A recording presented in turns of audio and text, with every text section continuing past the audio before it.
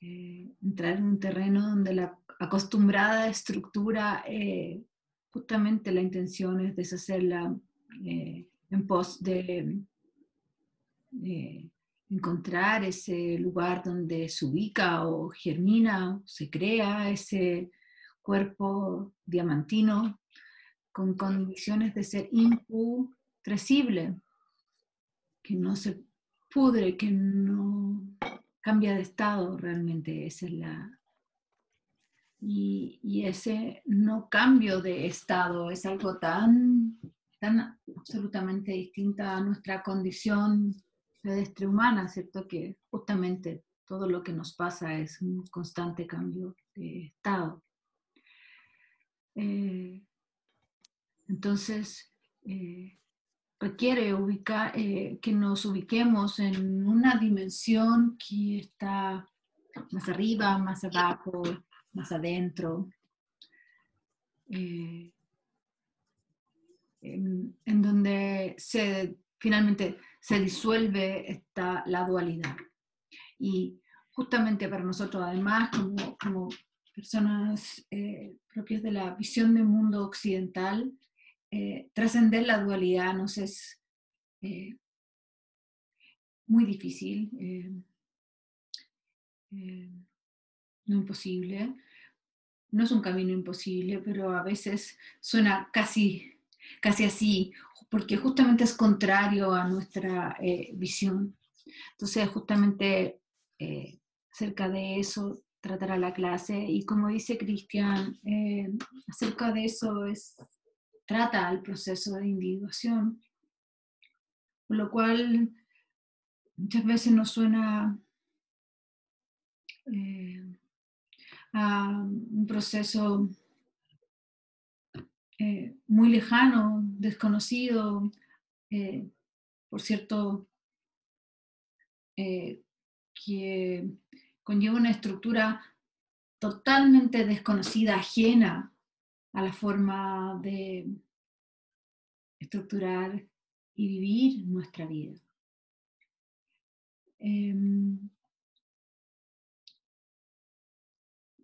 Entonces nos estamos metiendo en un terreno que podríamos decir camisas de 11 varas. Hay una serie de metáforas como, ¿cierto?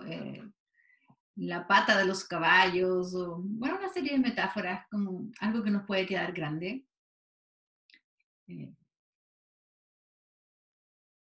Y bueno, ese es el sentido un poco del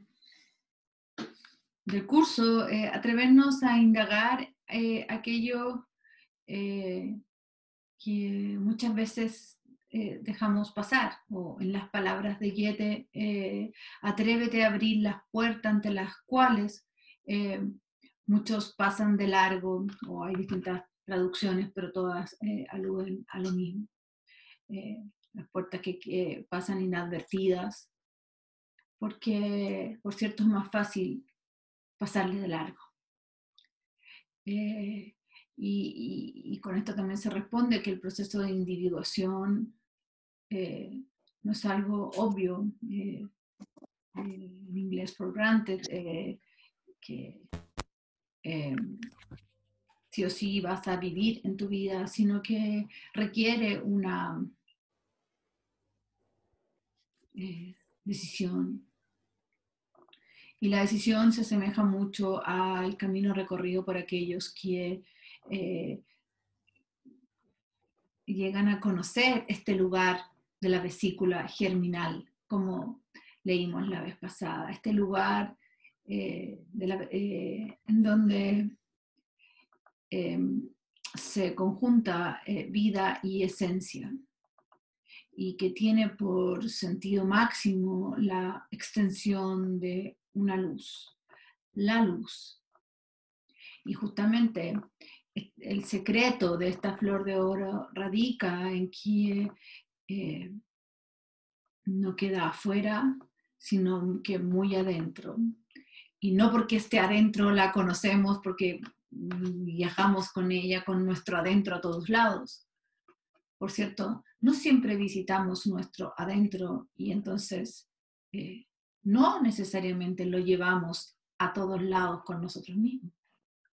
Esa es otra cosa que podríamos a veces como incluir en el listado de lo erróneamente considerado obvio. Muchas veces en la vida de nosotros hemos visto cómo es la calidad atmosférica de la experiencia. Estoy ocupando mis palabras porque, bueno, lo que sé hacer. Eh, ¿Cómo es esta calidad de experiencia cuando acudimos con nuestro adentro o cuando no acudimos con nuestro adentro?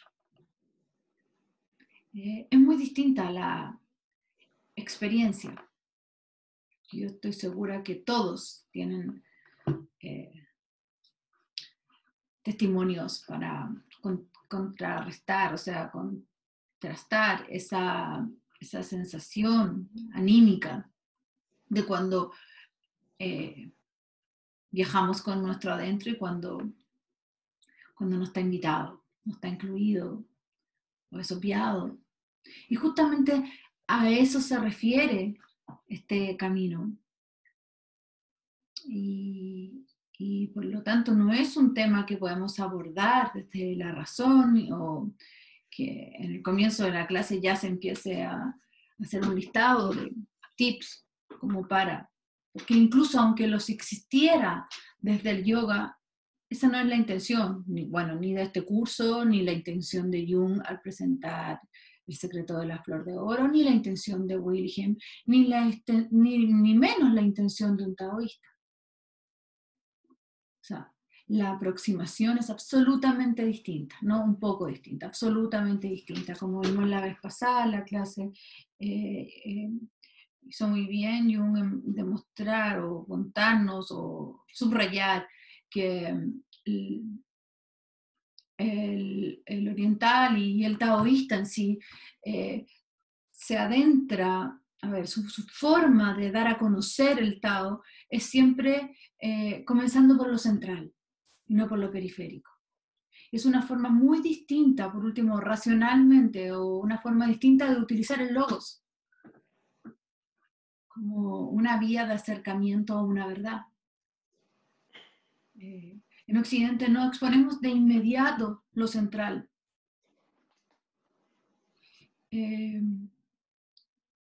Y comenzamos directamente desde ahí, sino que tenemos una forma más ligada con la concepción de tiempo histórica, cronológica, no con un tiempo circular, sino que con un tiempo lineal, y ahí cambia mucho la cosa. Por supuesto, la concepción taoísta está inmersa en una concepción de tiempo circular, que es la concepción del tiempo del símbolo y del mito. Entonces, ¿por qué un curso eh, eh, de una religión o filosofía o visión de mundo de Oriente es parte también de una seguidilla de cursos que estamos realizando en relación a la mitología comparada? Justamente porque si no me acerco mediante lo simbólico, no toparé aquel territorio. La razón puede ser muchas cosas. Despejar lo que no es, lo que es, desde un logos que periféricamente sí va a discriminar una serie de características, pero no con eso topamos el centro, no por eso definimos la cosa. Todo lo que no es algo todavía no describe lo que es algo. Un poco, eso es lo que quiero decir. Entonces, ciertamente estamos en un camino de recorrido que se asemeja al adentrarse en el misterio más que resolver un problema.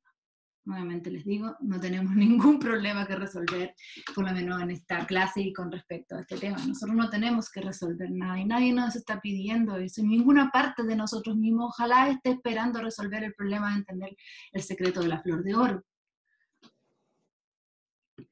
Porque es una experiencia. Y es una experiencia que implica justamente deshacer la convicción de que el centro de lo que soy yo, quién soy de cada uno, ese centro es la conciencia, sino que justamente hay que abrir paso a una dimensión mucho más abstracta, primera, originaria, infinita y por regla absolutamente abismal como es lo inconsciente. Si no no es solamente tolerar, ni siquiera es acoger, sino que en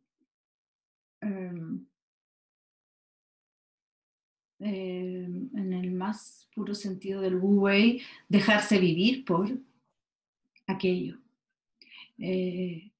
Más de una vez en este libro leemos yo no vivo, me vive. ¿Quién me vive? Esta dimensión. Esta dimensión que de alguna forma está más allá de lo dual. Y esta dimensión, por cierto, en nuestra visión occidental, está íntimamente ligada con lo divino. Pero una divinidad que claramente habita, no solamente habita en el interior, sino que germina en lo interior. Por lo tanto, si hablamos de germinación, algo puede estar truncado con respecto a su capacidad germinativa o puede estar en pleno proceso de germinación. Y es este lugar el que ha sido llamado la vesícula germinal, el desfiladero primordial, la terraza anterior o el cielo anterior, el castillo amarillo, el castillo del dragón en el fondo del mar, todas metáforas absolutamente mitológicas y simbólicas. Si ustedes pensaran lo contrario, estaríamos hablando de un mundo muy distinto, porque claramente cualquiera de estas metáforas no responde a algo racional, sino que intuitivo, simbólico y, por último, mitopoético, ¿cierto? La vez pasada justamente ahí terminó nuestra clase, quedamos leyendo en aquella página en donde se extendían estas metáforas y hicimos una suerte de amplificación de algunas de ellas. No sé si alguien recuerda algo que le haya llegado, que haya quedado como aquilatado o subrayado con respecto a las metáforas que dan cuenta del secreto de la flor de oro.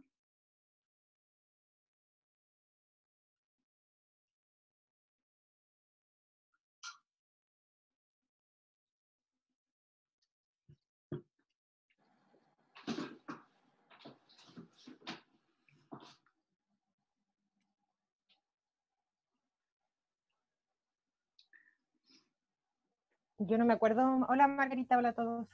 Hola, no me Carmen. acuerdo de las clases, pero la que me llegó más tenía que ver con la vida vivida con pasión, con vitalidad, con fuerza.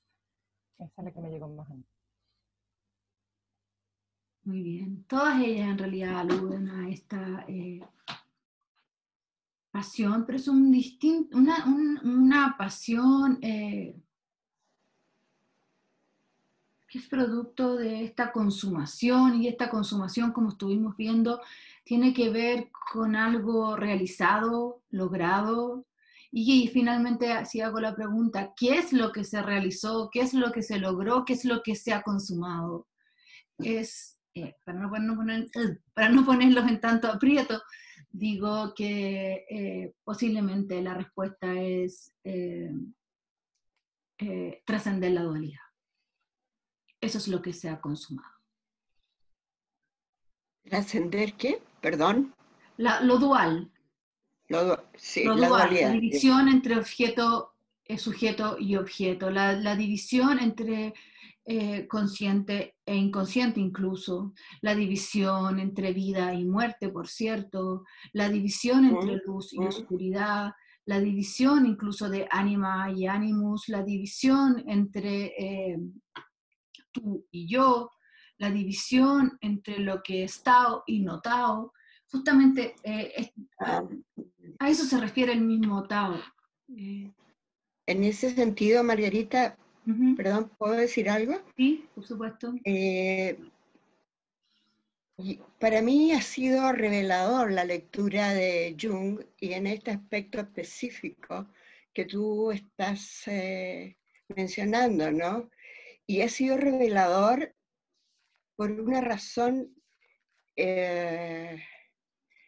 no solo por la lectura en sí mismo, sino que me ha permitido establecer eslabones, ¿no?, con otros autores y con otras formas de conocimiento, y ha sido algo sorprendente porque me ha remitido a la literatura, a la teología, a la filosofía, y he reiniciado el conocimiento, para mencionar la fuente más antigua, ¿no?, de Abelardo, ¿no? Hablo de el teólogo y filósofo y poeta más importante de la Edad Media. De Abelardo y Abelardo, el amante de Eloísa. Sí.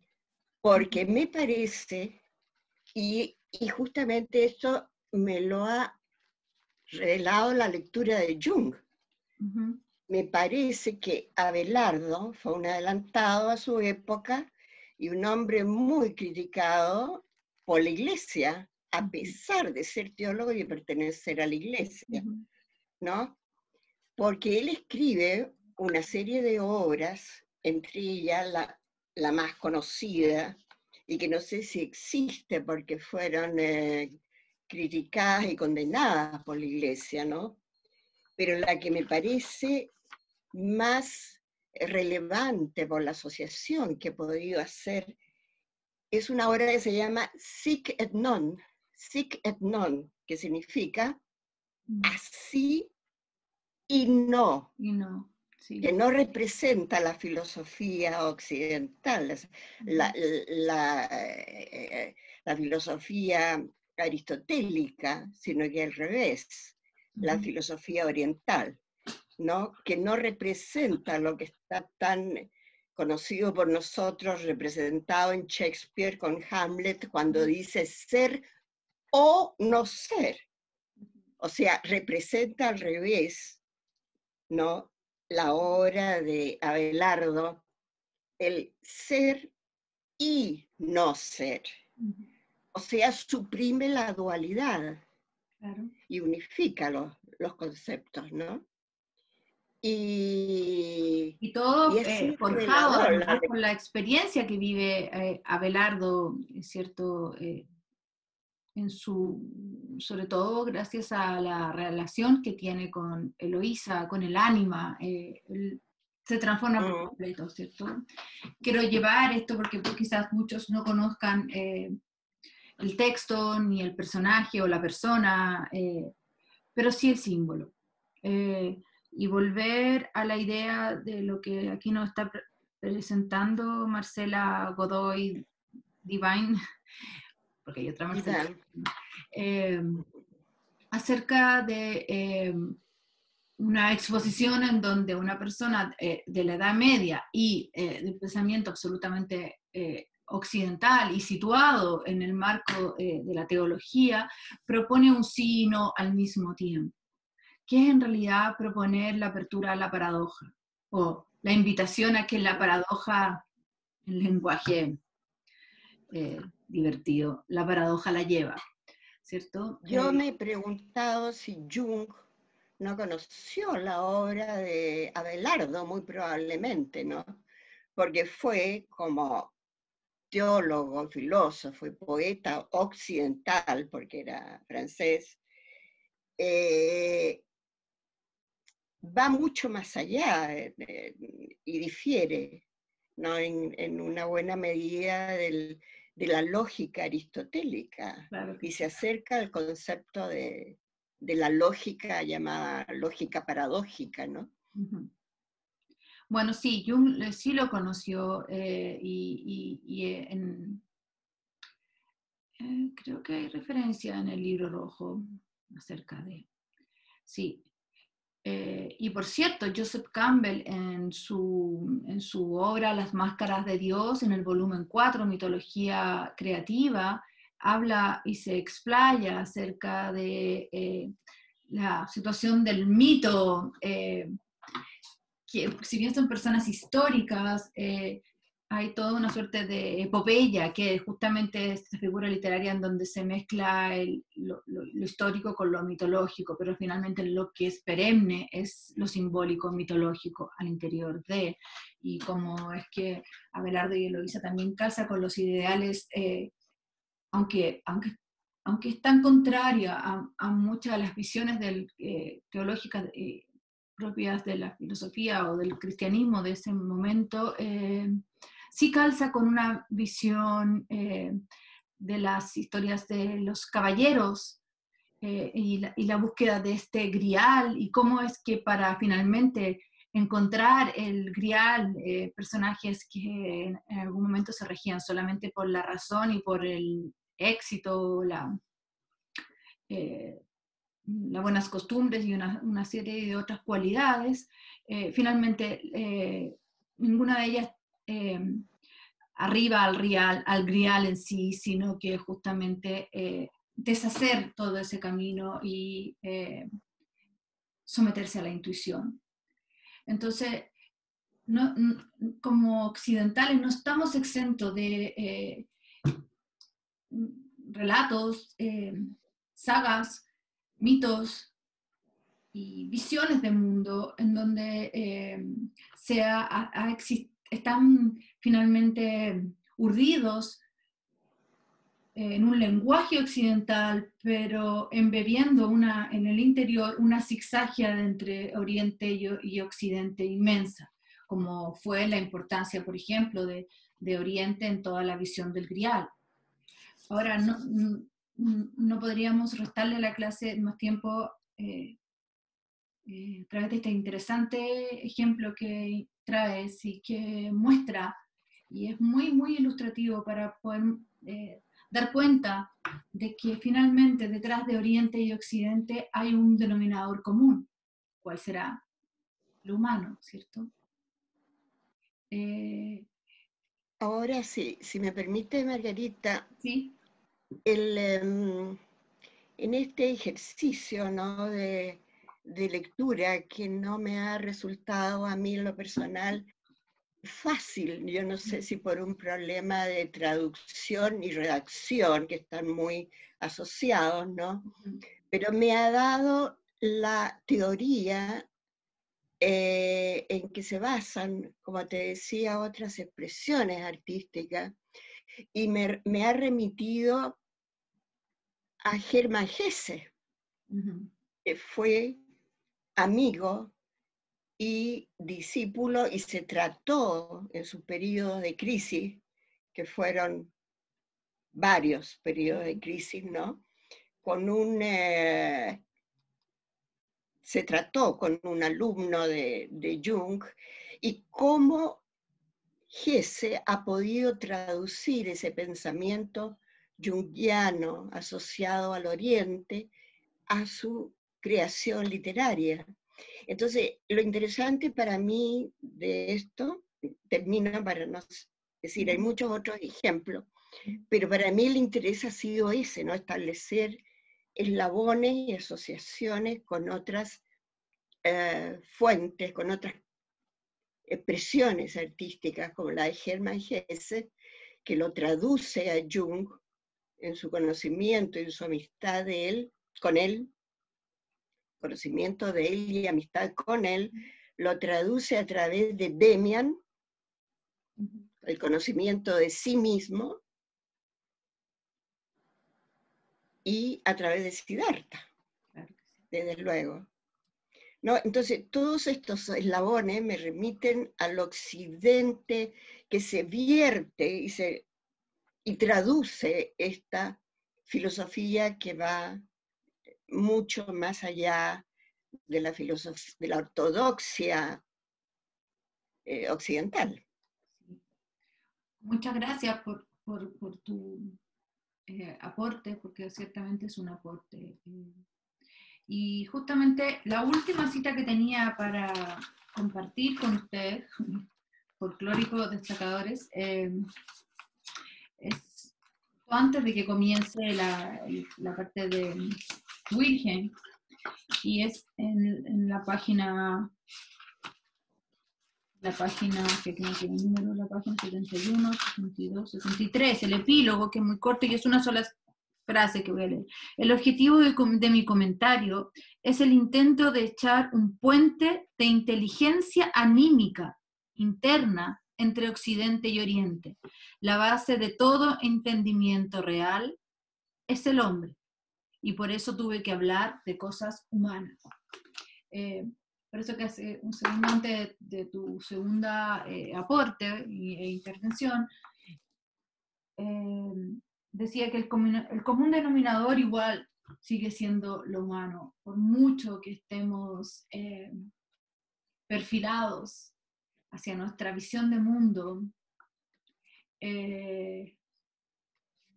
comienza un gran peso anímico en el momento en que no consideramos lo otro. Y esto no le sucede solamente a quienes desarrollaron la belleza de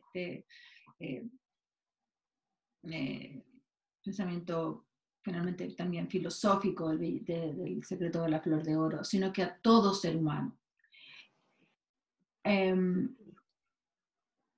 Entonces, el establecer un puente de inteligencia, porque no dice solamente un puente anímico, es un puente de inteligencia anímica, de inteligencia emocional, por un lado, pero de inteligencia, al decir anímica, es también relacionada con todo lo que, o sea, no relacionado, directamente relacionado, justamente quiere hablar del pensamiento simbólico, mito poético, como en realidad el único puente posible, porque desde la razón, más que realizar un puente, estaríamos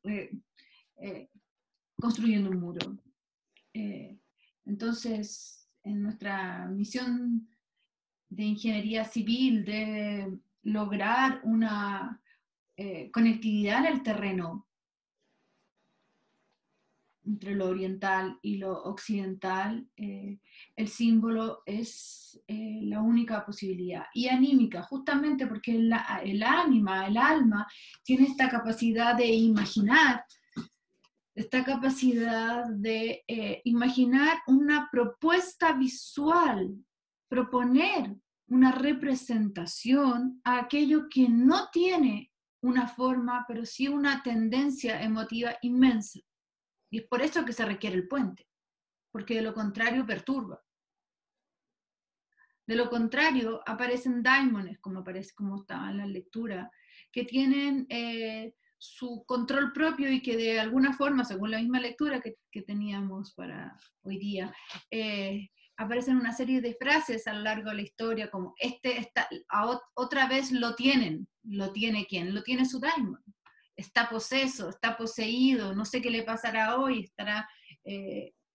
todas esas descripciones casi llenas de humor, y describen que la persona de pronto está tomada por una suerte de demonio, o una suerte de control anímico que tiene autónomo, que tiene toda una fuerza tan grande incluso que opaca al que usualmente conocemos a través de esa persona. La única forma de no ser llevados para allá y para acá con estas fuerzas anímicas que pueden llegar a ser inmensas es el comienzo de la otra cita que teníamos. Estoy leyendo de atrás para adelante. Al comienzo del otro capítulo, que es el desligamiento de la conciencia respecto al objeto, página 59. Mediante el comprender, nos liberamos de la dominación por lo inconsciente. A eso me estoy refiriendo. La dominación por lo inconsciente puede tomar la figura de este daimon, de esta monstruo, incluso en el lenguaje chino, el concepto de yin y de yang, cuando se describen por sus caracteres en la escritura, ambos aluden a demonio. Uno, el yang, es demonio de nube, y el yin es demonio blanco. ¿Por qué demonio? Justamente por esta capacidad de dominación de lo inconsciente sobre lo consciente. Inmensa. Y no es que a nivel arquetípico el ánima o el animus tenga una sola representación. Entonces, busca ser visto. El ánima busca, el alma, por decirlo, busca representar eso. Y su propuesta es siempre una imagen simbólica. Y esta imagen simbólica se puede expresar, como dije hace un rato, en el grial y en esta búsqueda de los caballeros medievales, incluso posteriores, o sí, pero medieval. Finalmente, en esta búsqueda por encontrar el secreto del ánima, ¿cierto? Del alma, el recipiente que contiene, que puede contener. Finalmente en el lenguaje chino, esa luz, esa flor, ese centro diamantino. De lo contrario, las parcialidades nos llevan a encontrarnos con esta dominación de lo inconsciente. Entonces volvemos a la cita.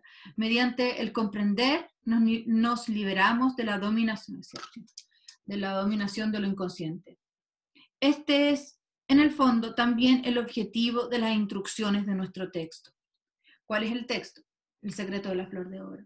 ¿Cuál entonces es el objetivo? Quizás justamente desligarse de la dominación de lo inconsciente, pero no mediante la represión, sino que justamente lo contrario. La única forma de desligarse es conocerlo. Y para eso hay que echar un puente.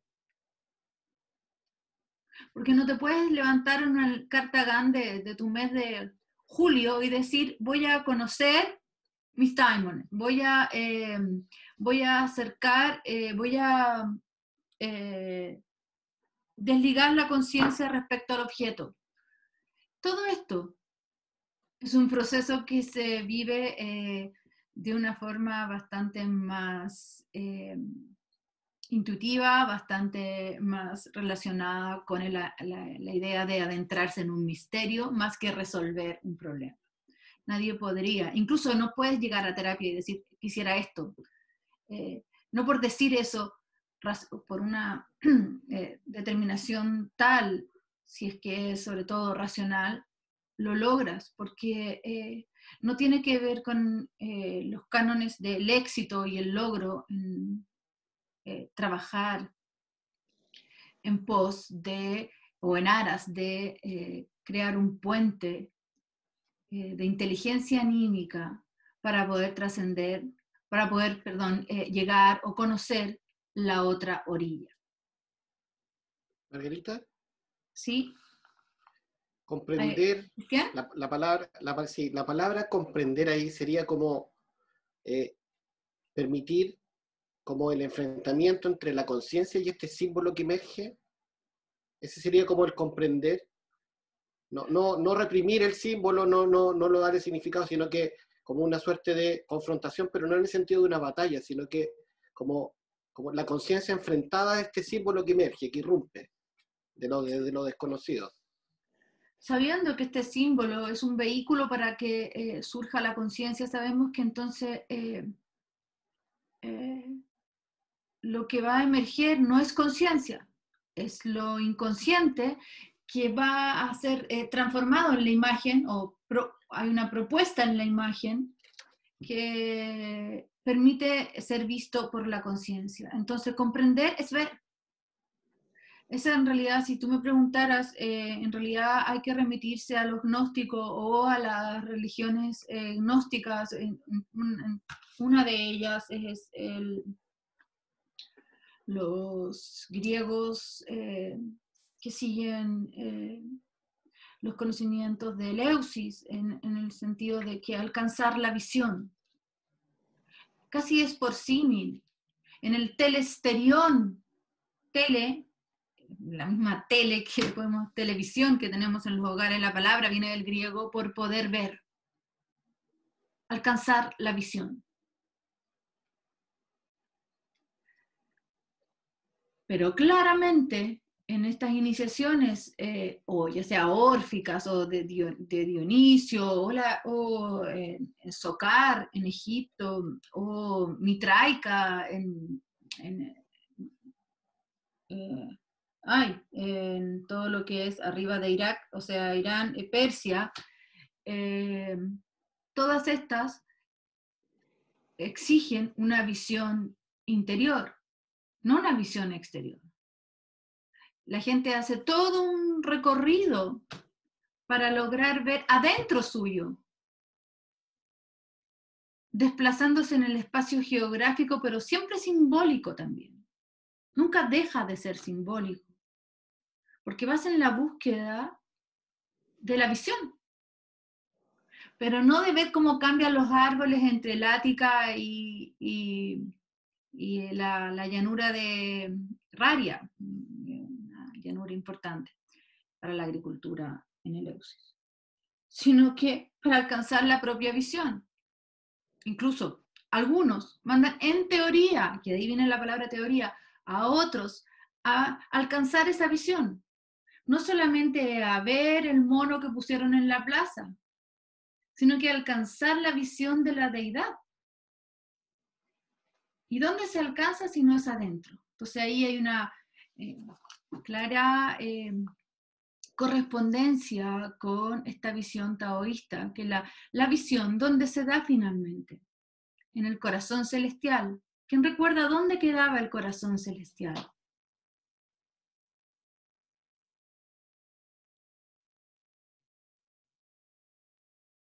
Lo vimos la clase pasada. ¿En la cabeza? ¿En el entrecejo? Entre los ojos, ¿cierto? Claro. Entre los ojos. Ahí queda el corazón celestial. Está la luz celestial que es vista desde el corazón celestial. Finalmente es solamente vista adentro. Y este lugar se llamaba la pulgada cuadrada. Incluso se dice la casa de la pulgada cuadrada. Por una pulgada, que es el espacio aprox entre ojo y ojo, en donde se alcanza la visión. Entonces, finalmente, comprender es haber alcanzado la visión. Pero la visión siempre es simbólica, no concreta. de lo que hay afuera, y que tampoco podríamos decir que no incluye lo que hay afuera, pero es incluido, no es absoluta. Y esto es más fácil de ser trabajado, asimilado y concebido y toda una serie de otros términos para este tipo de gente oriental. No todo oriental hoy día se rige bajo esta filosofía, que para un occidental, en donde claramente todo se comprueba si es que afuera está. Pero ya vimos, los que estuvieron en el curso de mitología egipcia, de esta capacidad de ver el interior en la figura exterior. Y eso se ve en el cielo, se ve en cada una de las estatuas o representaciones de la deidad, no porque se está viendo solamente esa representación artística, plástica, propia de la escultura o la pintura, o del grabado, o del trabajo en piedra, talla en piedra, o de los glifos, sino que puedes entrar en esa dimensión interior. Incluso si no entras en esa dimensión interior,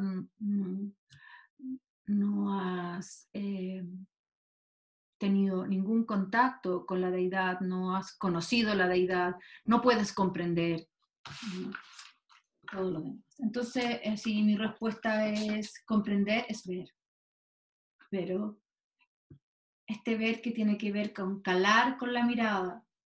Es una respuesta diagnóstica, pero en este sentido está escrito el texto, a esto se está refiriendo Jung precisamente. Ya que estamos en la página 59 y que estamos de atrás hacia adelante, vamos a seguir así. Podríamos leer justamente un poquito ahí que tenías marcado para que lo compartiéramos. ¿Quién quisiera leer? Están todos con su libro.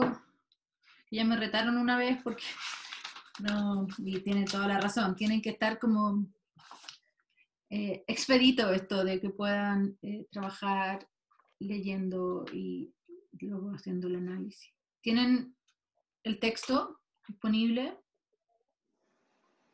Sí, Margarita. Sí, muy bien. ¿Quién quisiera leer?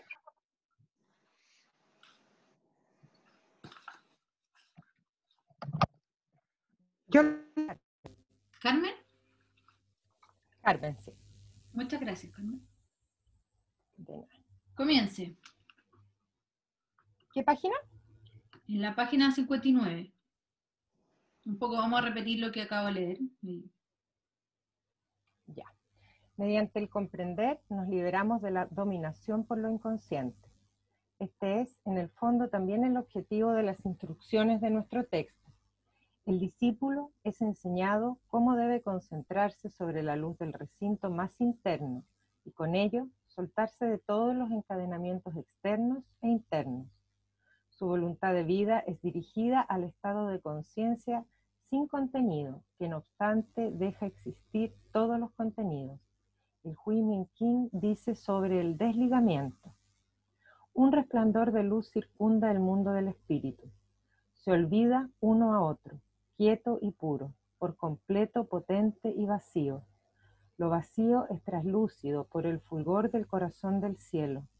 El agua de mar es lisa y refleja en su superficie una luna. Las nubes se atenúan en el espacio azul. Las montañas lucen claras. La conciencia se disuelve en el contemplar. El disco de la luna reposa solitario. Ahí Jung, me imagino que él fue, no lo dice, pero estoy segura que sí, que destacó y puso en cursiva: la conciencia se disuelve en el contemplar. ¿Ustedes lo tienen así en su texto o no? ¿En cursiva? Sí, la conciencia Está en cursiva. Sí. Bueno, es una suerte de destacar, por Jung, que finalmente él trae esta cita del Huimin King para mostrar que el desligamiento de la conciencia tiene que ver con la disolución de la conciencia gracias al contemplar. Contemplar nos permite hacer ¿qué? Ver. O sea, la visión es la que nos remite al desligamiento de la conciencia. ¿Qué se quiere? ¿Por qué se busca esto? ¿Por qué se busca desligar la conciencia? Justamente para desidentificarse solamente con la conciencia. Y ahí por ahí en el audio salía, creo que también en el texto, de la misma forma, que finalmente muchos se dan cuenta que no somos el único señor, en este caso señora, en nuestra casa. ¿Quién es esa única señor en la casa? Es una metáfora que utiliza Jung. La conciencia. Como si la conciencia abarcara toda la casa psíquica. Pero finalmente la conciencia emerge de lo inconsciente y entonces la casa tiene muchos rincones desconocidos, los más. Pero claramente la luz, o sea, conciencia es homólogo de luz. Y esto también para la mitología china y también para la religión que da cuenta de este texto.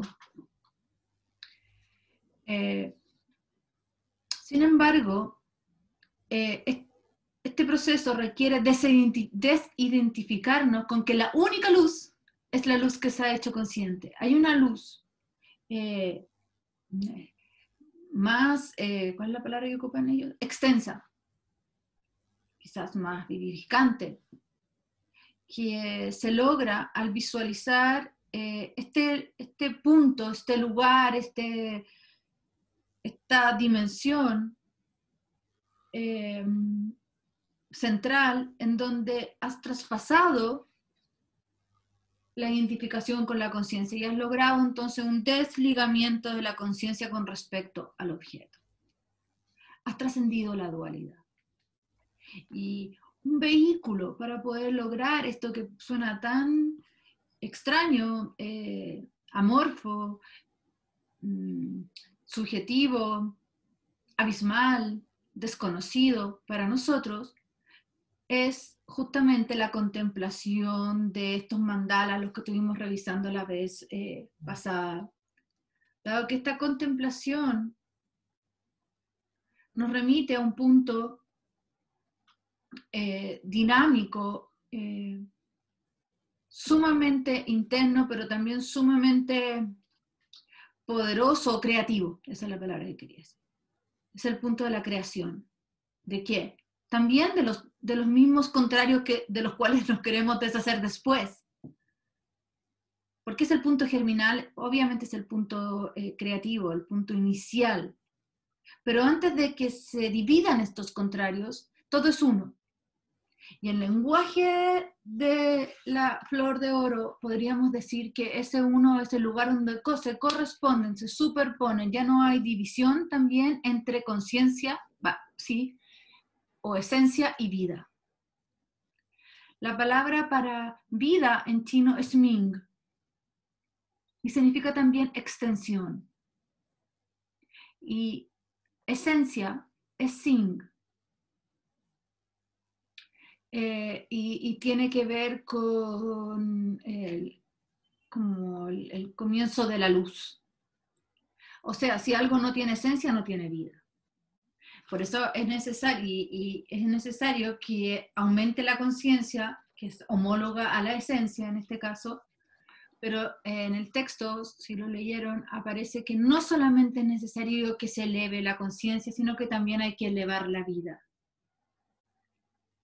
Podría sonar como, o suena, o muy fácil o muy difícil. No hay un término medio ahí. Y para acercarse a estos conceptos es necesario acercarse, por eso les envié este audio del Tao, de estas enseñanzas, porque en realidad toda la vida, todo el vivir, no hay una persona que está totalmente taoificada,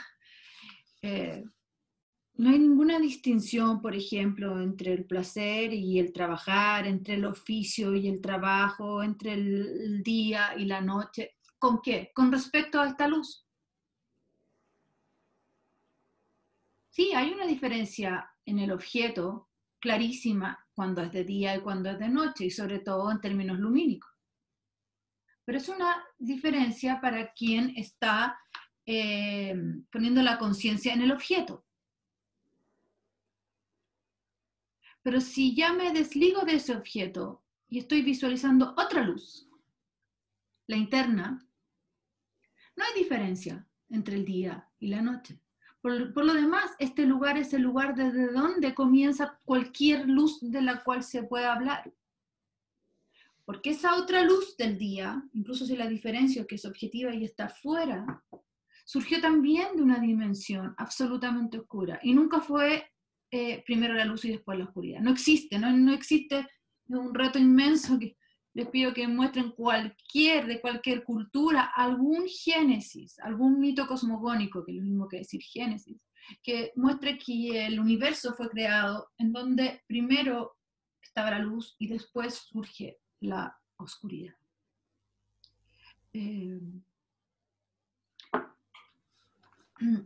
Bueno, avancemos un poco más entonces.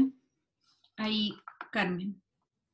Esa característica de la consumación describe un estado anímico que quizás pueda designarse del mejor modo como una separación de la conciencia respecto del mundo y un retraimiento de la misma a un punto, por decir así, extramundano.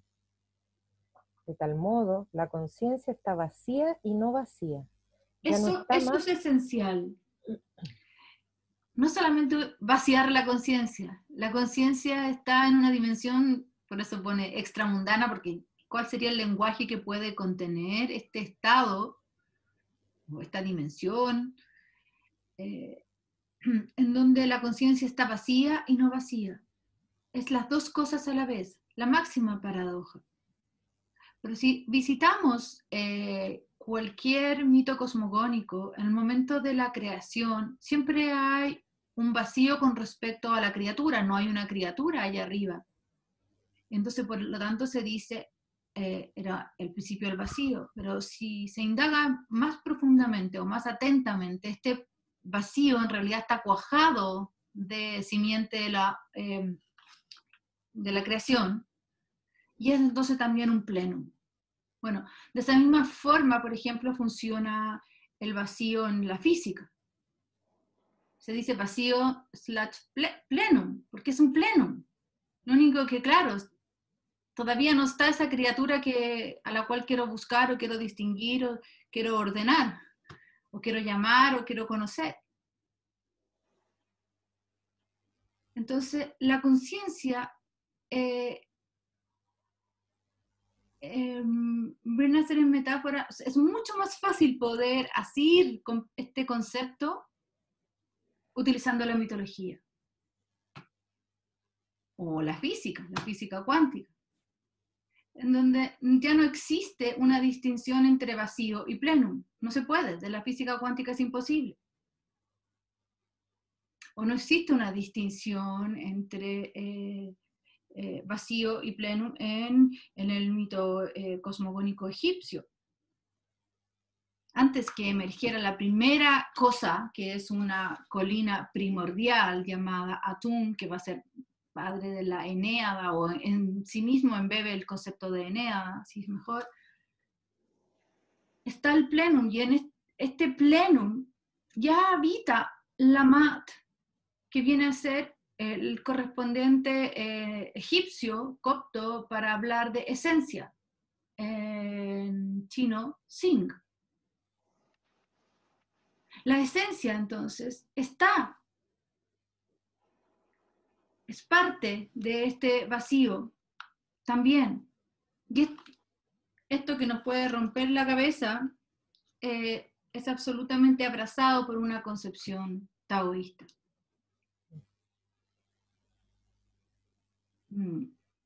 Como que no existe un momento cuando se echa a correr la esencia, y antes no estaba la esencia.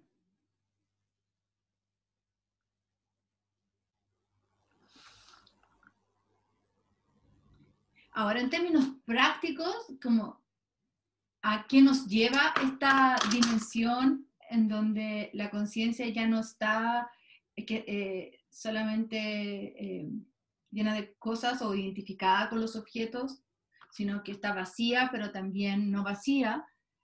A despreocuparnos.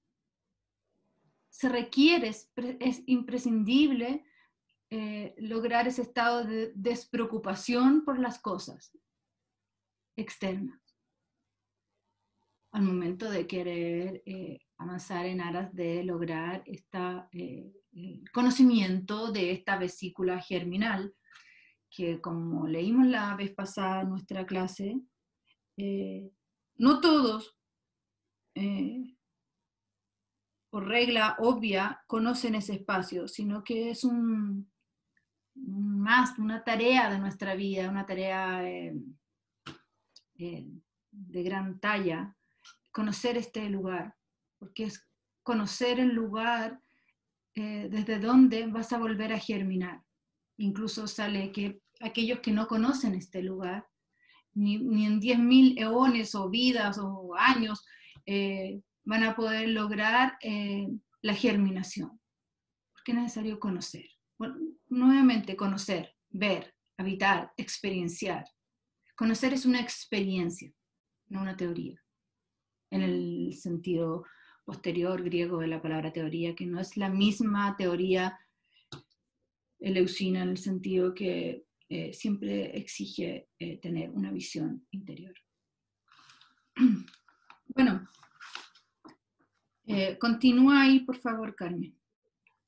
De tal modo, la conciencia está vacía y no vacía. Ya no está más preocupada por las imágenes de las cosas, sencillamente las contiene.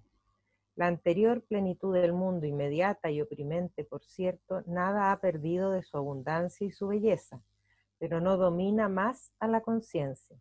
Esa última frase, Carmen, ¿cómo la puedes trabajar para que la amplifiquemos un poco?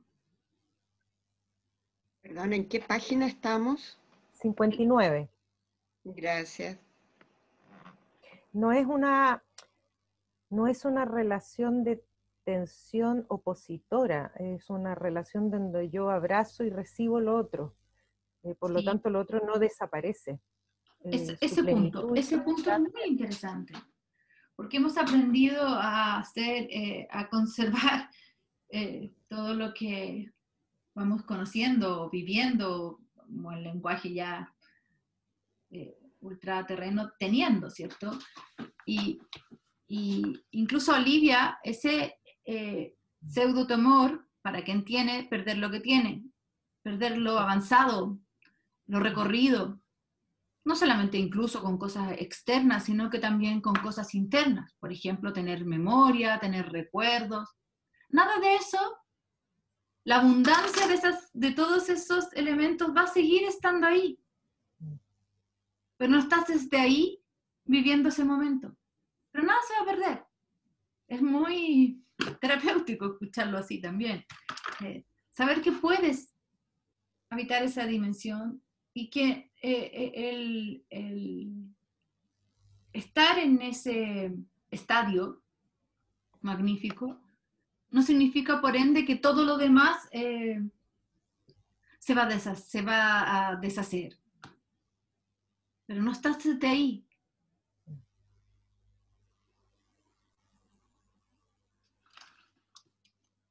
Entonces, como dice Carmen, esto tiene que ver claramente con superar la tensión de los opuestos. Uno de los grandes temas por los cuales existe la tensión es por no querer perder nada de lo ya ganado en uno de los dos lados. Si cruzo la otra orilla, ¿cómo lo hago con todo lo que tengo en esta orilla?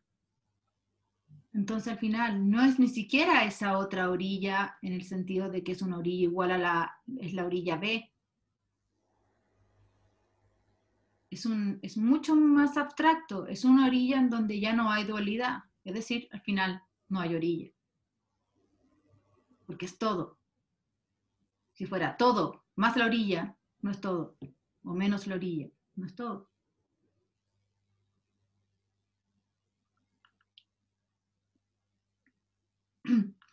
Continúa, Carmen. La anterior plenitud del mundo inmediata ha cesado la pretensión mágica de las cosas, pues se ha desenredado el primitivo entrelazamiento de la conciencia con el mundo. Lo inconsciente ya no es proyectado, por cuyo motivo es anulada la participación mística original con las cosas. En consecuencia, la conciencia ya no está colmada de intenciones compulsivas, sino que pasa a contemplar, como muy bien dice el texto chino. Entonces, solamente se puede lograr este estado de contemplación cuando se ha disuelto este otro concepto que es la participación mística. Y esta participación mística es, según Jung, es un concepto puesto por un señor que se me olvidó el nombre, que es fantástico en cuanto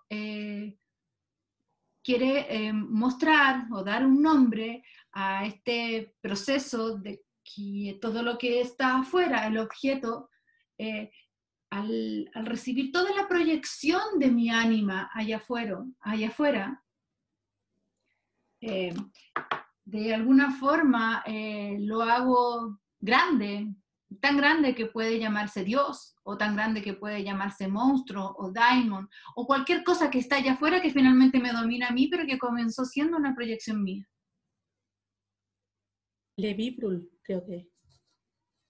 Sí. Y al entrar, con todo este show psíquico, no podemos entrar en un estado de contemplación, porque hay allá afuera algo fijo, muy poderoso, a lo cual le debo respeto, o le temo, o estoy enamorado, o estoy en batalla, o estoy pagando, o estoy sufriendo, pero hay algo que está afuera, que comenzó siendo una proyección desde lo interior. Luego, eso que está allá afuera, más encima, lo introyecto y lo psicologizo. Entonces hay toda una dinámica que está muy relacionada con el desarrollo de la conciencia y que es necesario, y sobre todo en el avanzar hacia ello, que requiere mucha energía, muchos ATP psíquicos. Por lo cual es imposible acceder al estado de tensión en donde estamos en un vacío que está vacío de todas las cosas, pero al mismo tiempo las contiene todas. Sigamos avanzando porque ahí vamos a tener... vamos a editar ¿Ya? A mitad de página, mientras no sea consciente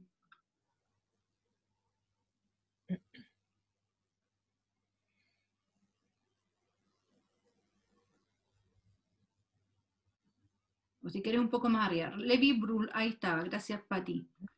Con visión genial. Levi Brul, con visión genial, ha expuesto como signo distintivo de la mentalidad primitiva lo que llamó participación mística. Lo que designó no es otra cosa que el resto indeterminadamente grande de indiferenciación entre sujeto y objeto que los primitivos poseen, que en los primitivos posee todavía dimensiones tales que no puede dejar de sorprender a los hombres de conciencia europea. Mientras no sea consciente la distinción entre sujeto y objeto, reina la identidad inconsciente. Entonces lo inconsciente es proyectado sobre el objeto y el objeto introyectado en el sujeto, es decir, psicologizado. Animales y plantas se conducen entonces como hombres. Los hombres son simultáneamente animales y todo está animado con espectros y dioses. Esto es muy delicado porque en lo que estamos leyendo nadie está diciendo que está mal o está bien hacer esto. Estamos conociendo el proceso psíquico. Y por mucho tiempo, además, las sociedades se ampararon en este proceso de participación mística. Es decir, existe todo un sentido de por qué finalmente se proyecta afuera y entonces hay una indistinción inmensa, brutal, entre sujeto y objeto. Así vives y todo está vivo, todo depende de mí, todo depende de mi magia, todo depende de una relación, porque no hay ninguna distinción entre el afuera y el adentro. No es que esté mal, es una forma, y esa forma puede ser a veces un tanto primitiva cuando en el fondo todo pasa a ser inconsciente. Es una reversa a lo inconsciente, que es bastante conservacionista por lo demás, porque permite que las cosas se perpetúen y hay una ciega fe en esta retroalimentación psíquica, que viene a ser además una retroalimentación divina y mágica, y de máxima adaptación para toda una forma de vivir, y las civilizaciones por mucho tiempo no se movilizaron de su estado porque esto funcionaba circularmente de forma perfecta. Luego viene el desarrollo de la conciencia a nivel de civilización. Y lo primero que logra la conciencia es diferenciar entre sujeto y objeto. Pero después hay una sobrerigidización de eso. Y ya casi se nos olvida que lo inconsciente fue lo primero. Y creemos que la conciencia es el todo de la casa psíquica, incluso que lo inconsciente es un sucedáneo de la conciencia. Por ejemplo, que todo lo inconsciente es solamente lo que he reprimido, es decir, algo que algún momento fue consciente y que lo paso a lo inconsciente, lo taponeo, lo dejo ahí. Así que lo inconsciente es un sucedáneo de la conciencia, no el origen de la casa psíquica, del existir psíquico.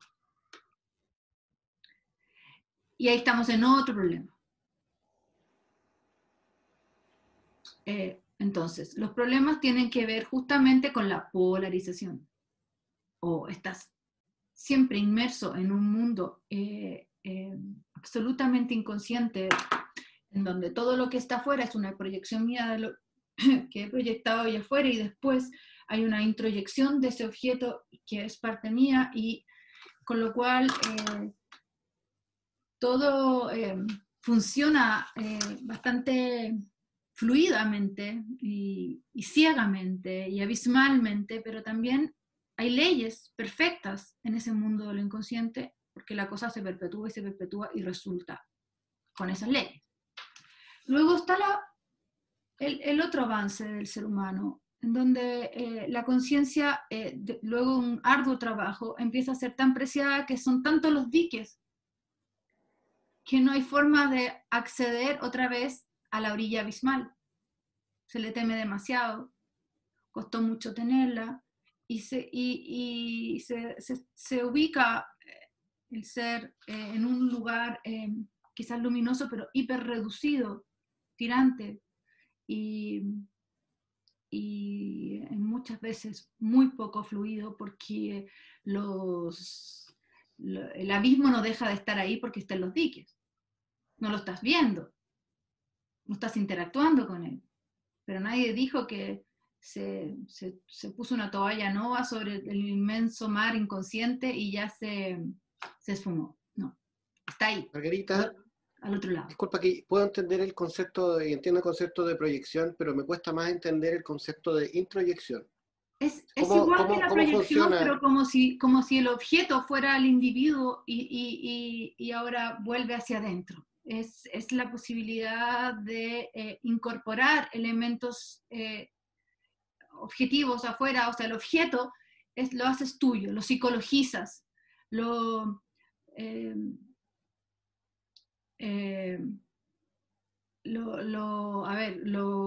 hay una suerte de fagocitación del mundo exterior a nivel psíquico, y ya eso ya no es solamente un proceso psíquico que he creado. Es como cuando se va deshaciendo esa proyección.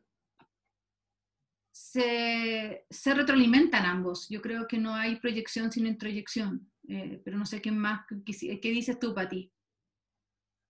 Margarita, tiene que ver con Maya el asunto.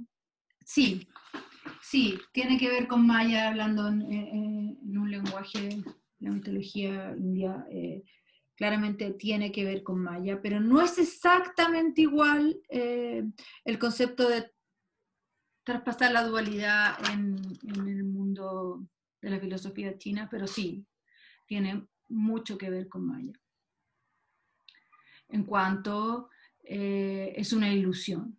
Y sí, te agradezco porque sí, la introyección es una suerte también de ilusión.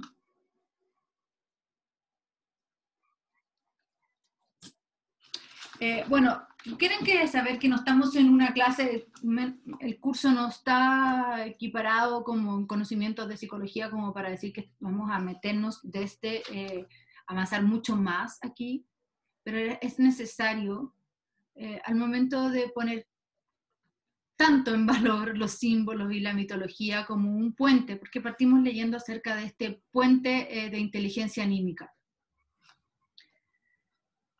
Y estamos viendo el camino en el Tao a través de esta contemplación de un centro simbólico que nos ayude a salir de una identificación con el objeto, pero también salir, y eso es lo otro que se habla menos y lo que estoy poniendo en valor ahora, salir de la excesiva identificación con la conciencia. Si nos hiperidentificamos con la conciencia y negamos la existencia de lo inconsciente, no deja, lo que estaba terminando de decir recién, no deja de estar presente lo inconsciente. Y por cierto, por mucho que ordenemos todas las cosas de nuestra vida, podemos tener el sueño que nuestro inconsciente desee, aunque a veces no lo recordemos. De esta misma forma funcionan los mitos, la mitología en sí, y por esta misma forma es tan importante trabajar este concepto al servicio del desarrollo del mito personal. Si quisiera explicar, exponer mi mito personal solamente desde el rayado de cancha de la conciencia, estoy exponiendo meramente una parcialidad de lo que soy. Es a dónde se ha movido mi yo. Pero no estoy exponiendo, no estoy conociendo, ni siquiera exponer hacia afuera, sino que no me estoy autoexponiendo los movimientos de mi sí mismo o self. Este es todo el sentido del Tao. En realidad, identificarse el lenguaje junguiano con el self. Y para eso es necesario que, bueno, vamos a seguir leyendo una frase que nos va a dar cuenta de que la única forma de traspasar esta tirantez de opuesto es justamente conocer el otro lado. Porque lo que no conozco, lo que no conozco ahí, no lo integro. Y de alguna forma eso me domina. Soy dominado por. ¿Y qué posibilidad hay de acceder a esta dimensión tan alta como lo sería la vesícula germinal o el secreto de la flor de oro, la flor de oro, perdón, o el desfiladero primordial? Si no conozco, eso a lo cual le temo, o eso ante lo cual me defiendo. O si solamente me contento con lo que habita al interior de los muros que he edificado, de mi conciencia. Entonces, estoy metiéndome en un terreno no fácil, pero que creo que es necesario porque siempre hablamos de salir de la dualidad, pero al final, ¿qué hay en esa polaridad y qué hay en esa otra? ¿Cómo es que las civilizaciones logradas, porque el ser humano es el común denominador de todas ellas, por mucho tiempo pudo vivir en un periodo de participación mística? ¿Será por gusto, por antojo, por moda? No. es una forma adaptativa de lograr el vivir. Y el precio es inmenso temor a cualquier cambio, en cualquiera de los dos lados. También cuando he edificado diques que rodean todo el territorio consciente que me ha costado sacar a la luz, se vive con un inmenso temor a que cualquier sismo proveniente de lo abismal derrumbe mis diques y todo vuelva a foja cero. Y ahí viene el mito. ¡Wow! Y representa eso casi tan bien como la experiencia, porque también nos viene, no sé, un terremoto que no es una metáfora, sino solamente una metáfora, sino que experiencialmente nosotros aquí hemos visto cómo puede todo ser devorado por la abismal, o un COVID, o un Delta.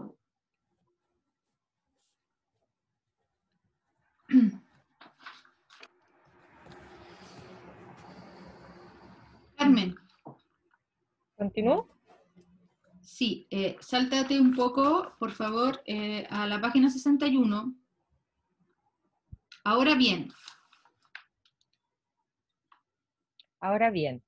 si se logra reconocer lo inconsciente como magnitud co-condicionante al par de la conciencia y vivir de manera que las exigencias conscientes e inconscientes, o sea, instintivas, sean en lo posible tomadas en consideración, el centro de gravedad de la personalidad no es más el yo, que es un mero centro de conciencia, sino un punto, por así decir, virtual entre lo consciente y lo inconsciente, al que cabe designar como sí mismo. Si se logra tal transposición, el resultado es la anulación de la participación mística, y de ello nace una personalidad que, por decirlo así, sufre solo en los pisos inferiores, pero está en los superiores singularmente alejada del acontecer penoso o gozoso. ¿Qué leíste ahí, Carmen? Se me vino la importancia simbólica del mandala. La figura del mandala podría estar representando esta forma de hacer convivir estos dos círculos, estas dos dimensiones de la existencia, el consciente y el inconsciente, colocando este centro de gravedad que no sea el centro de ninguno de los dos, sino que el centro de los dos al mismo tiempo. De los dos al mismo tiempo. Y entonces, el centro de, cuando se dice que se cambia el centro de gravedad, es que anteriormente, cuando está todo, cuando estás muy identificado con solamente con la conciencia, el centro de gravedad es el yo. Cuando sueltas toda la rienda de la conciencia, el centro de gravedad es el mero inconsciente, lo abismal. Y cuando estás teniendo las dos riendas, el centro de gravedad es el sí mismo. Margarita, perdona la ignorancia, pero ¿cuál es la diferencia entre el yo y el ego? No me queda claro. Para este caso, digamos que es lo mismo. Ah, ya. Y el self con el sí mismo. Yeah. Me interesaba la frase final, que igual, no sé, a ver, esto no evita que exista algún tipo de sufrimiento, pero solamente en las capas inferiores, porque ya no estás identificado con el objeto. Tú eres el objeto, pero también eres el sujeto. No es que estás negando ni ninguno de los dos, estás, como estaría ahí, como en una suerte de punto, ¿cuál es la palabra que ocupaba? Como de esta cosa virtual. En donde esto pasa, claro, mella un poco, pero no se está taladrando tu centro de gravedad. Esto está muy relacionado con los principios herméticos que vimos en mitología egipcia, que tuvieron en el curso en relación con el Kybalión y el principio hermético, lo hablé también la vez pasada, pero es que justamente es eso también. el ritmo, que está basado en este péndulo que se mueve. Si estás siempre moviéndote, porque el principio del ritmo es inevitable, no es inevitable porque sea algo malo, sino que todo se mueve. Y si estás en lo periférico, te vas a mover mucho. Todo lo que el péndulo dé, constantemente, y no vas a parar de moverte. Pero si estás en el centro, es un punto quieto. Y puede haber sufrimiento, repercusiones, pero no el tamaño de si estás en la periferia. Entonces con esto nos estamos acercando, estaba buscando una imagen, al centro diamantino. Ahí puedes leer, Carmen, el cuerpo diamantino. La producción y nacimiento de esa personalidad es lo que nuestro texto tiene por objetivo cuando habla del fruto santo, del cuerpo diamantino, o de alguna otra manera acerca de un cuerpo imputrescible. Tales expresiones son psicológicamente simbólicas de una actitud invulnerable al conflicto emocional incondicionado y con ello a la conmoción violenta. En otras palabras, simbolizan una conciencia desligada del mundo. Ahí está, ya vamos acercándonos en forma redondita a lo que es el desligamiento. Justamente porque estás parado en este punto virtual, que a su vez es un centro diamantino, que a su vez significa que es un lugar imputrescible, es decir, que no se pudre, que no se ve alterado por las modificaciones del exterior, y por lo tanto de alguna forma es perenne, y lo perenne está muy cercano a decir inmóvil. Todo esto cae como por sí mismo, decir, bueno, entonces has alcanzado un nivel de desligamiento, estás desligado de la periferia. Finalmente, el desligamiento de la conciencia también tiene que ver con desligarte de los bruscos movimientos que te puede traer la conciencia.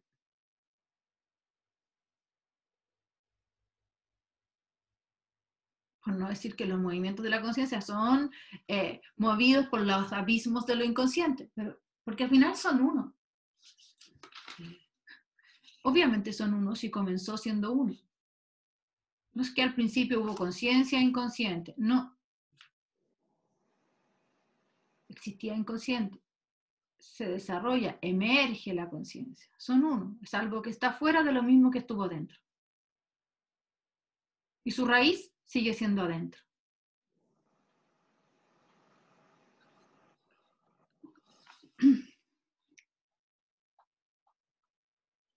Puedes continuar, Carmen.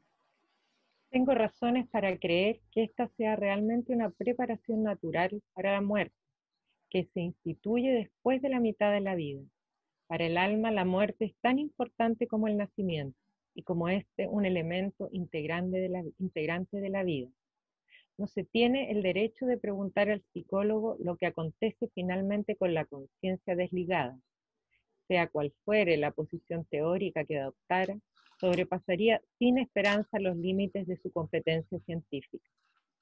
Solo puedo indicar que lo que nuestro texto afirma con respecto a la intemporalidad de la conciencia separada está en concordancia con el pensar religioso de todos los tiempos y con la abrumadora mayoría de la humanidad, y que por lo tanto, quien no pensara así estaría fuera del orden humano y sufriría en consecuencia de un equilibrio psíquico perturbado.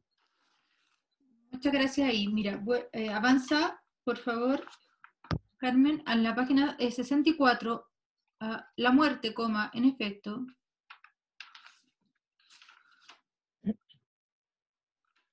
La página 64. Perdón, 62, perdón, que como tengo tapado, perdón.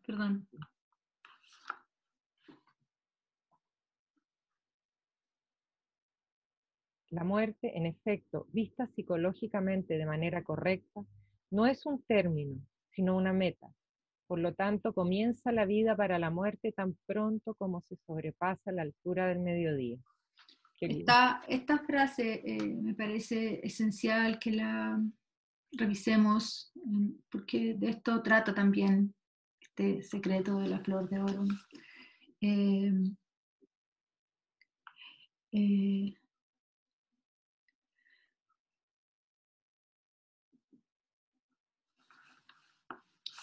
Esta diferencia entre término y meta. Quería poner otra imagen. Entre término y meta. La muerte no es un término, sino una meta. Podría sonar como que, bueno, también no sé la traducción como lo escribió él en su idioma, en alemán, esto. Pero al principio Puede ser una dirección más que una meta, tal vez, ¿no? Pero es algo que hay que lograr, que es algo que quizás está toda la idea de que es algo de lo cual nadie va a escapar. Es algo, una condición sine qua non, que se va a vivir sí o sí. No es una opción. Algunos mueren y otros no. Con las acepciones como positiva y negativa que tienen las dos palabras, ¿Ya? término como algo que finaliza, que uno lo ve como algo de repente negativo, y meta como algo que se llega, pero se llega porque uno quiere llegar, porque es deseable, porque es como positivo. Claro. Y lo complicado es que en Occidente al menos, aquí sí que estamos en problemas, pero aún así nos entraremos en el misterio y no vamos a resolver un problema. Bueno, la muerte, que si bien es algo que debiéramos preparar toda una vida, nosotros la vivimos como un término, es decir, como que de pronto algo para de existir. Yo creo que es súper parlante el mito ya clásico, la mitología clásica, a diferencia de la mitología arcaica, cómo trata el Hades o Hades el concepto de muerte tan fuertemente con el concepto de rapto. Esta figura, último, policial de un rapto es algo súbito, inesperado, violento, inadvertido, pero también como casi injusto, por último patudo, porque alguien se rapta algo que no es suyo, ¿cierto? Por eso es un rapto, si no toma lo suyo. Abusador. Todo eso podríamos decir quizá, y si amplificamos y todos hablamos, van a salir tantos más términos. Son los que primero se me vienen. Pero esto de súbito e inesperado, violento y sin aviso, está en el mito mostrando nuestra visión de mundo acerca de la muerte. Muy distinta a un proceso al cual se prepara casi, por último, ansiosamente para lograr esta consumación. Nada de nuestra visión occidental tiene que ver con eso. Los que estuvieron en el curso de mitología india estuvimos trabajando en los no en los Vedas, se me fue justamente el nombre, el mito de Agni, y cómo es que el gran héroe que se hace como adepto al dios del fuego, a Agni, pero porque quería hacerle también caso al dios de la muerte, quiere conocer ansiosamente dónde queda el lugar de la forja del fuego. Y el dios de la muerte le dice, te voy a confiar un secreto, al más puro estilo del secreto de la flor de oro, y le cuenta que no vaya, que no pierda el tiempo buscándolo por el mundo, porque la fragua queda adentro. En realidad el dios de la fragua está adentro, Agni. En ese mito se presiente que esta búsqueda de este pequeño niño que se hace un gran héroe está no solamente aceptando o tolerando una verdad de la cual no podemos escapar, sino que buscando, queriendo conocer. Pero también en los misterios de Leusis, cuando todo un grupo, antes de la mitología de la Grecia clásica, cuando está la Grecia arcaica, y el Hades no se concebía así como, tanto como la idea de un rapto, sino que con el mismo arquetipo, pero basado en la idea de Pluto como el lugar de las riquezas. Y los neófitos que se quieren ir a iniciar a Eleusis buscan ver, pero finalmente ver qué. Ver no el rapto de la niña, porque no hay ninguna representación así como más puro estilo teatral o incluso como en la escuela más dionisíaca, en la importancia del teatro y la comedia y la tragedia. No, no es así. Es una experiencia que se da por voluntad, pero más que voluntad, un ávido de conocer y ver. Pero ver qué finalmente. Si quieres ver a Perséfone, estás buscando ver la muerte. Con gloria y belleza. Buscar ese punto interior en donde puedes ver o conocer lo que desconocías. Y por eso los neófitos, hombres y mujeres, adultos y niños, todos avanzan hacia Eleusis en la postura de errante, como lo está Deméter, por no conocer en dónde está su hija. El estado de no saber, al final todo es una metáfora para decir, el neófito avanza en estado de no saber, de no conocer, para avanzar hacia lo opuesto de eso, que sería justamente conocer, ávidos y deseosos, y esa es la meta. Pero lo que van a ver y conocer es las transformaciones de la muerte. Y solamente habiendo realizado esta peregrinación, este viaje, eres iniciado y con esto aprendes a morir mejor.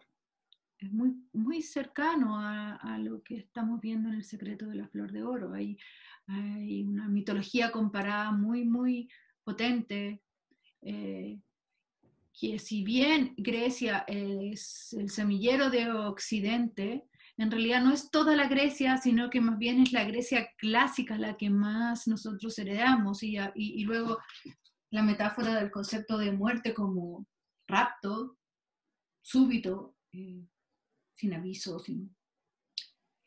muy distinta. Esa idea está muy en la línea de la palabra, como puso Jung aquí, o el traductor, término. Algo termina abruptamente, inesperadamente, sin aviso y sin apelaciones, sin ninguna apelación. Y es tan distinto al concepto, ahí no sé cuál habrá sido la palabra que quiso poner Jung, pero en este deseo de poner la palabra meta está, como leyó Cristian, está un avanzar hacia. Y ahí se me ocurre todos los peregrinos neófitos en búsqueda de un conocimiento, que siempre es abismal, o sea, avanzar hacia conocer qué hay en lo abismal. No vas a hacer todo un peregrinar para avanzar a conocer lo que ya conoces, sino que justamente para conocer lo que desconoces.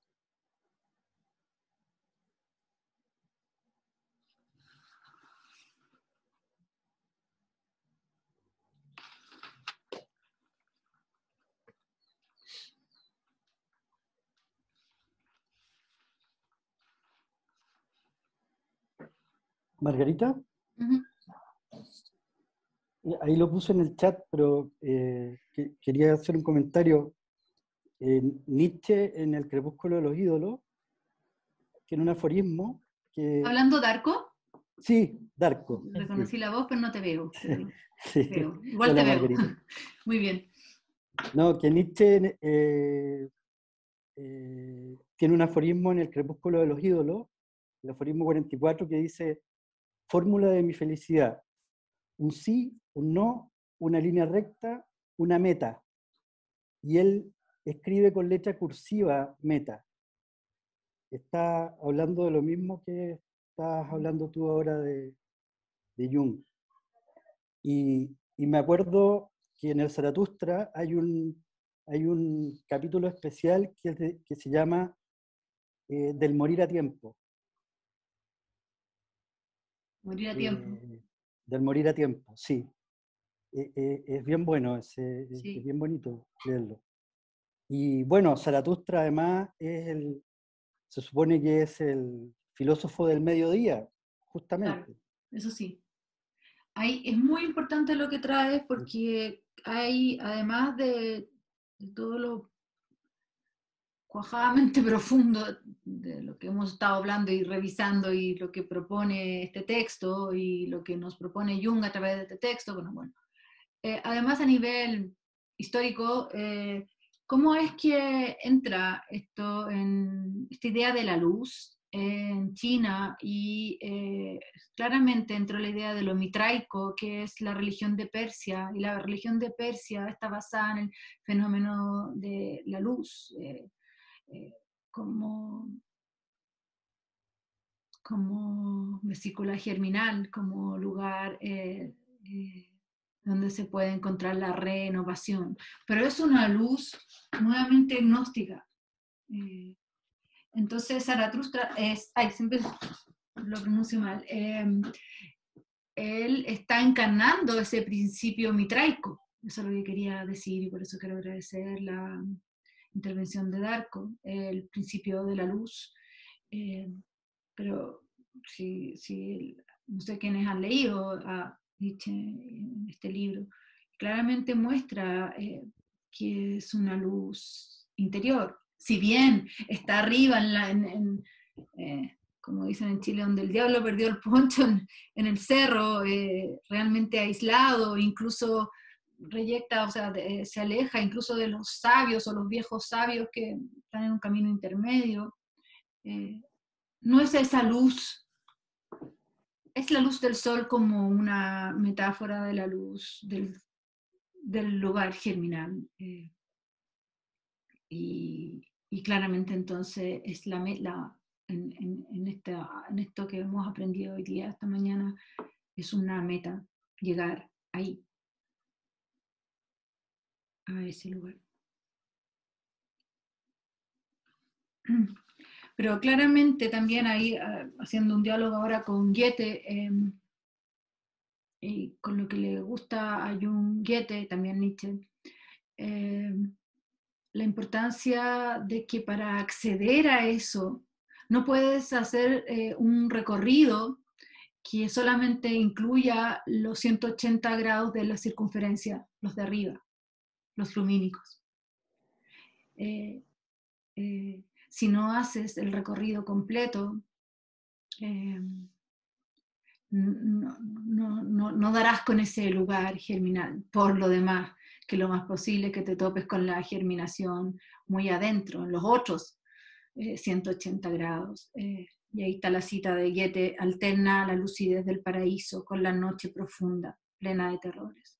Es cuando escoge la palabra, también no sé qué palabra puso exactamente Goethe, habrá sido alterna exactamente, pero no es lo mismo que decir tolera lo otro o acepta lo otro, es alterna, búscalo, vehementemente, introdúcete ahí, empápate ahí, conócelo. Y creo que cambia mucho si fuera otra palabra o una muy opuesta a alternar, no combina, ¿cierto? Que es justamente lo que estaba diciendo Jung con respecto a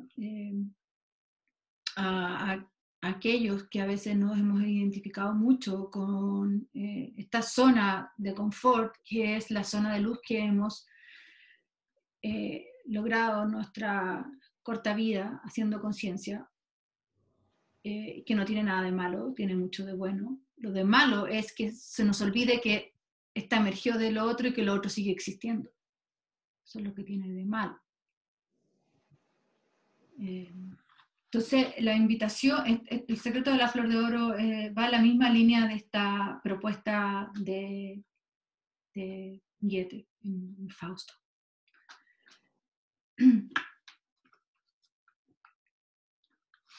Bueno, no hemos tocado temas banales.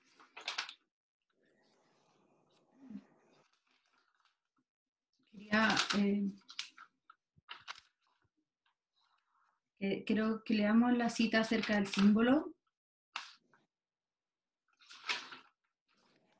O sea, la importancia del símbolo en todo esto. Pero antes, acerca del Wu Wei, que es como, también como, para nuestra visión de mundo, un gran tip. Ya les dije que no me gustan los tips, pero es un gran enfoque de cómo acercarnos a algo que es tan distinto y que por último puede producir tanta resistencia en nuestra forma occidental de vivir, que es el Wu Wei, que es justamente tan distinto. Entonces, en la página 34, ¿quién quiere leer? Yo estoy feliz con la Carmen, si quieres seguir leyendo. No te echo. Estoy buscándolo, Margarita.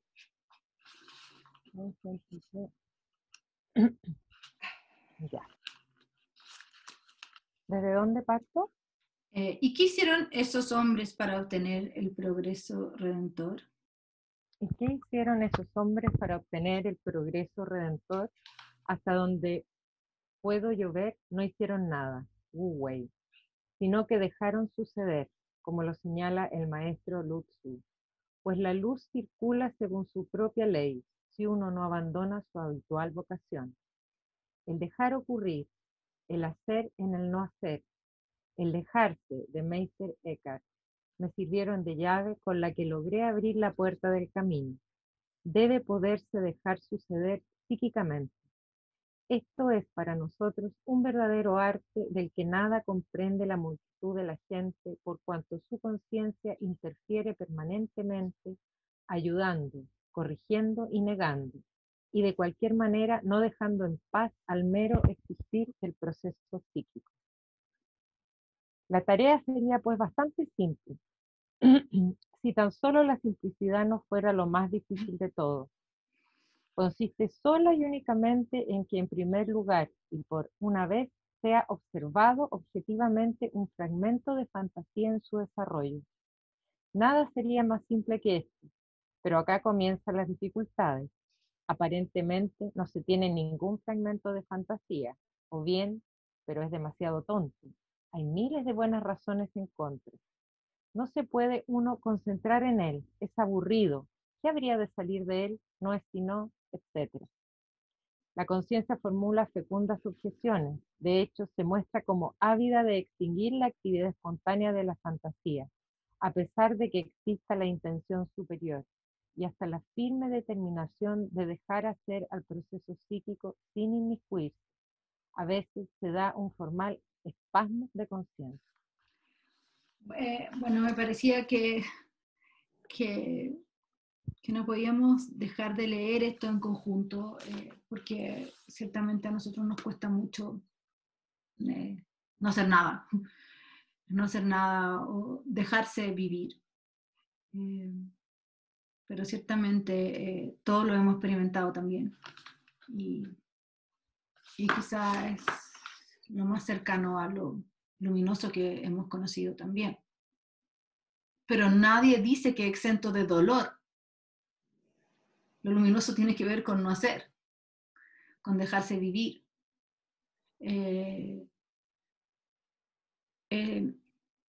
Bueno, justamente de esto trata el secreto de la flor de oro.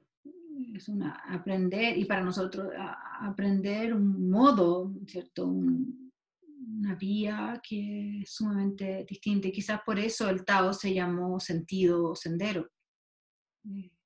Aunque vimos que realmente como lo más idóneo sería decir algo como semejante a sí mismo.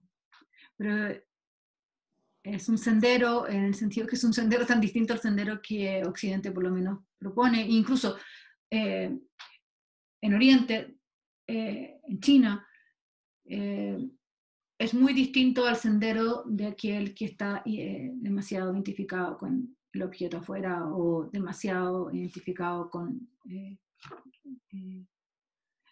la conciencia y desconoce y no sabe qué hacer cuando aparece algún demonio. Vuelvo a tomar la idea de que la palabra yin y la palabra yang están compuestas de la palabra demonio. Entonces, no es una palabra que salga muy agradable quizás acá en Occidente, porque recorre justamente los otros 180 grados de la circunferencia, ¿cierto? Ahí están los demonios. Pero además, esta palabra, hay una palabra ya que es wi, algo así, que ya representa en sí mismo demonio, que no es ni yin ni yang, que se da justamente pasando por el nadir. Y qué interesante, ahí se me vino, yo hago siempre me sale solo, en verdad que no lo, me sale de la forma del Wu Wei, recordar a Abraxas con esta idea de que para Occidente Abraxas es una representación del demonio también, o una forma, o qué sé yo, más con su 666, y entender que Abraxas en sí mismo significa, bueno, desde el mito gnóstico, retorno. Significa el que ha dado la vuelta, es decir, que ha completado los 360 de la circunferencia, tan bien pensada ya en esa antigua, casi prehistórica Sumeria. Ya ellos habían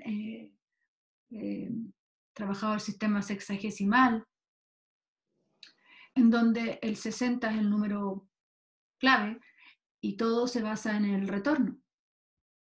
O sea, lo que ha retornado es Abraxas. ¿Qué? No escucho la pregunta. ¿El retorno? Retorno. Retorno. Retorno. Volver al origen. Hace poco escuché algo del retorno como ir hacia atrás, y no es ir hacia atrás, es ir hacia adelante. Es avanzar hacia adelante. Lo más probable es que si tu camino es circular, en el futuro te topes con el pasado, porque te toparás con el punto donde partiste. De todas maneras.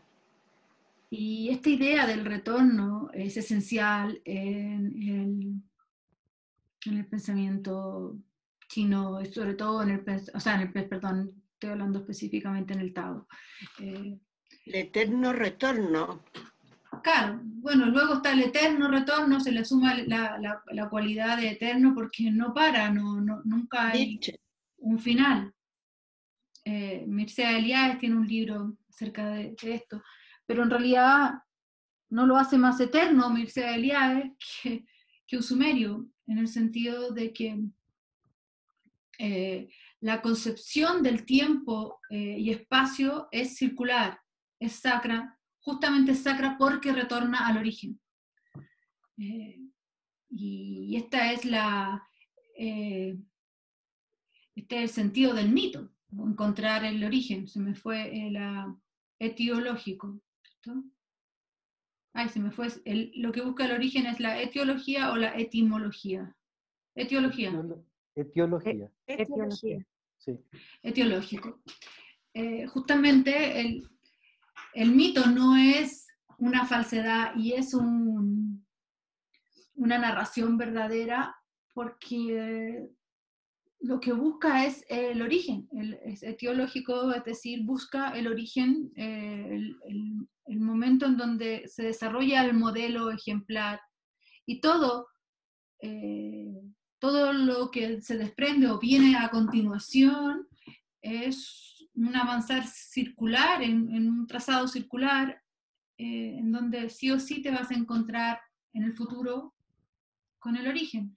Y esto es mirado desde esta concepción de mundo fácil, no hay que hacer nada. Lo único raro sería desviarse del círculo. Parar los 180 grados y decir ya conocí todo. temerle al oscuro, porque 180 significa pasar por todo tipo de terrenos. O sea, perdón, 360. Todo tipo de terreno. No detenerse. Siento que todo eso está muy relacionado con el origen del concepto de Wu Wei, y ahora llevándolo a Jung con el concepto de dejarse vivir. No es una sensación o no es una doctrina laissez-faire, como que pase lo que pase, o no sé si me entienden el concepto de laissez-faire, como sin un orden, sin un dominio. Hay un absoluto orden, pero es central, es interno, es divino, y de alguna forma eso te vive más que tú lo vives. Entonces ahí es donde Jung cita a este Master Eckhart, en donde finalmente presenta que lo divino, o sea, que todo esto sucede así, que algo te vive en ti, porque el origen de lo divino no está afuera, sino que está en el alma. Y esa es la última cita que creo que alcanzaríamos a leer hoy.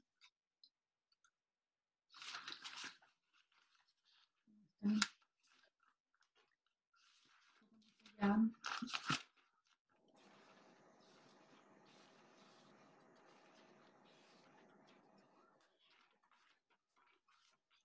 Y si no la encuentro ahora, bueno, ya te las dije.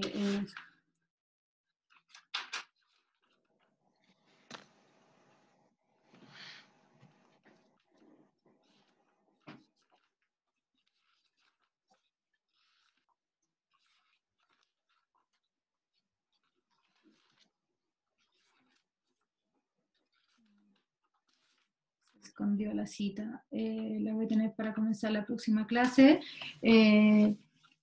Pero lo habla Jung, de estar en la parte del ánima y el ánimos, porque está mostrando el poder del ánima, alma, psique, como la morada de lo divino.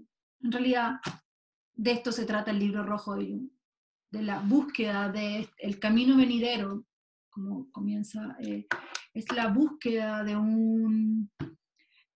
una experiencia de lo divino, en donde lo divino ya no está afuera, o nunca estuvo afuera, siempre estuvo adentro, siempre se originó aquí. Este lugar del origen de lo divino está no solamente por Jung, sino que por este señor Eckhart y por muchos, situado en el ánima o en el alma, para algunos psique, pero sin identificar psique con razón, sino que con la casa psíquica toda. Y este mismo lugar podríamos decir que es el desfiladero primordial. Este mismo lugar podríamos decir que es la sede del castillo amarillo, o sea, el castillo de la luz, el origen de la luz interior, o la terraza anímica, o el castillo del dragón interior, o sea, del fuego transformador, o tantos otros lindos nombres y poéticos nombres y mitológicos nombres y simbólicos nombres para el secreto de la